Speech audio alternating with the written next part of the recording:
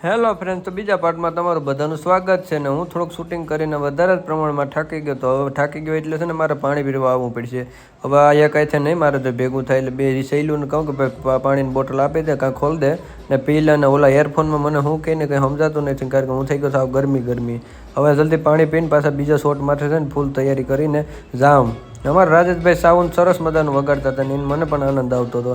અમારા કમલેશ કુમારનો અહીંથી કેવી રીતના શૂટિંગ લઈને પણ મજા આવી એટલે કેમેરો એમને લઈ લીધો ફટાફટ. ને અમારા રોહિતભાઈ કઈ મૂંઝવણમાં છે કે ખબર નથી પડતી, એટલે મેં એમને પૂછ્યું ભાઈ કઈ મૂંઝવણમાં છે, કંઈ વાંધો નથી, બસ પ્રોગ્રામ પર વ્યવસ્થિત જાય ને એ જ મને તો મજા આવે. ને અમારે જઈને આ બધા ફૂલ જિગ્નેશ ને ફૂલ બાકાજી કે બોલાવવા માંડ્યા.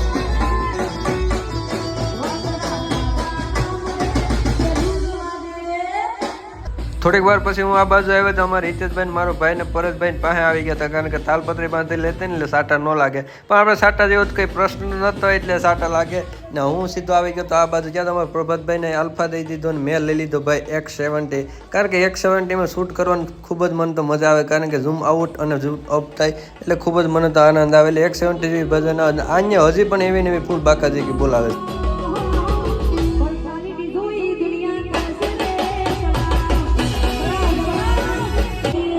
તો છેલ્લે ભાઈ આપણે પ્રોગ્રામ પતાવી નાખ્યો અને ભાઈ ગણપતિ બાપાની પણ જય પણ બોલાવી નાખી ને અમે બધા અમારા કેમેરા ને બધું હકલી લીધું પોતપોતાનું બધું. હવે નીકળીએ ભાઈ ધીરે ધીરે પોતપોતાના ઘરે. તો ત્યાં સુધીમાં તમે અમારી ચેનલ લાઈક કરો, શેર કરો અને સબસ્ક્રાઈબ કરો. ગણપતિ મહારાજની જય.